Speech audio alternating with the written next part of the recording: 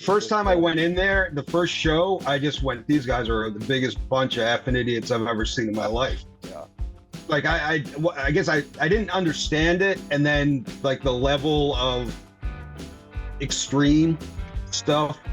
But as I watched it over the course of time, you realize there's a method to it.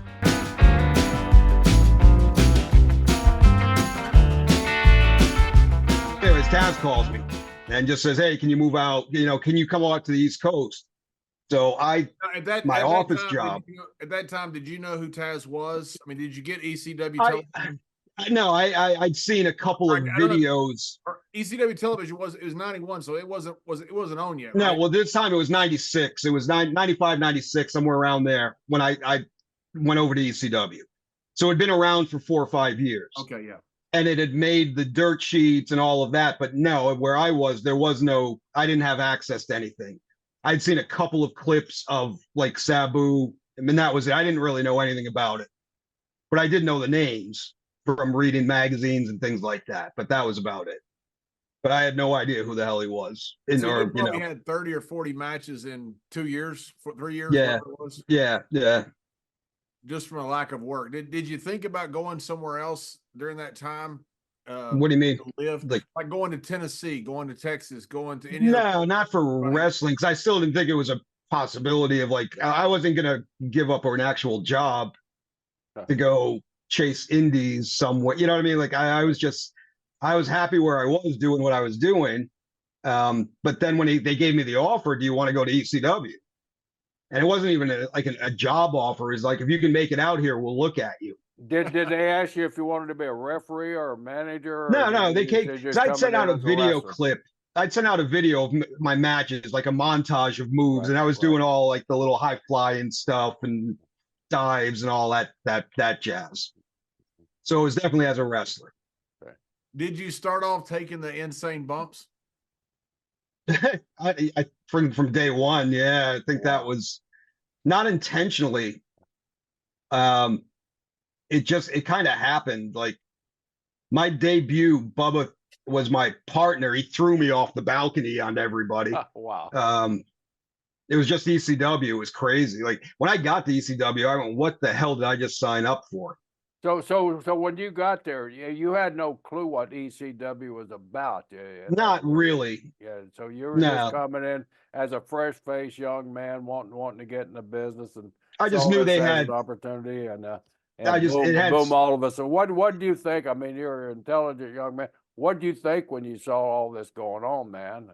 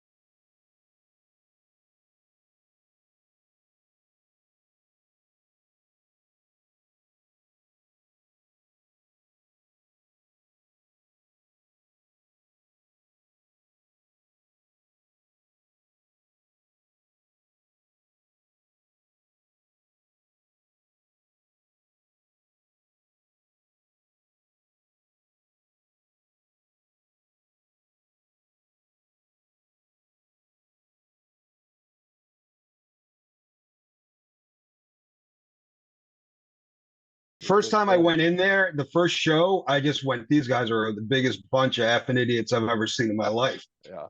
Like I guess I didn't understand it, and then like the level of extreme stuff. But as I watched it over the course of time, you realize there's a method to it. But my first introduction to it, this is the stupidest thing I've ever seen in my life. But here I am, I literally got in my car and drove 3,000 miles in like 2 days for the offer. And the offer wasn't even a job. It was what was the offer, if you don't mind telling us? We'll look at you. Okay. We'll look at you. So you're gonna drive 3,000 miles just to be looked at. Yeah, so I switched jobs in New York City, drove out to Long Island at the time because that's where the school was, the House of Hardcore. Did you have to quit your day job there, or was you able Well, to no, because transfer or what? I mean, no, my job, they had an office in New York City. I was just like a temp. I was an office hand, but they said, yeah, we'll give you the job in New York City. Go over there. So I had a job there, to just eat for the most part. That's about all I could afford to do. Did your coworkers think, Matt, you're crazy? What the hell are you doing? Yeah. They a little bit, but they also knew I was into it.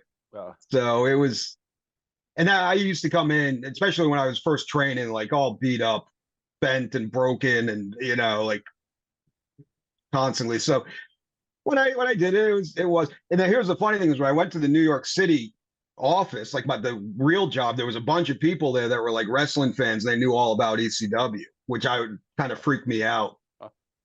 So when I made my first kind of TV appearance, it was a big thing to them, which I'd never, kind of my first exposure to, what do you call it, being a public figure or whatever, being recognized in a sense.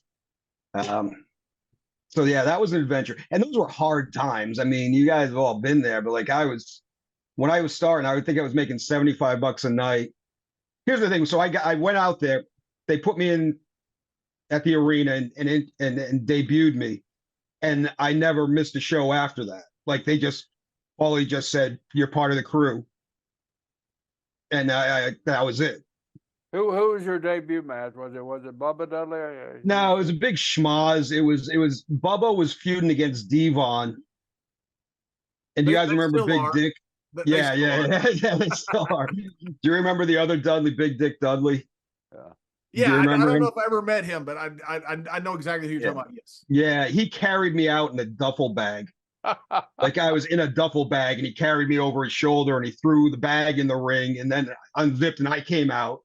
What name was you? Spike Dudley. They gave me Spike Dudley like the second right away. You were a Dudley, huh? Yeah, that was it. There was no say, and I just said thank you. I'll take it. So at its peak, how many Dudley family members were there? Oh God! Well, most of them had gone by the time I got there, but there was like Dances with Dudley, Snot Dudley, Sign Guy Dudley. I think there were like 9 to 12 or something like that, but most of them had already come and gone. When I got there, it was Bubba, Devon, me, Big Dick, and then Sign Guy was like the manager, Sign Guy Dudley. And those were the 5 that I was with for my length at ECW.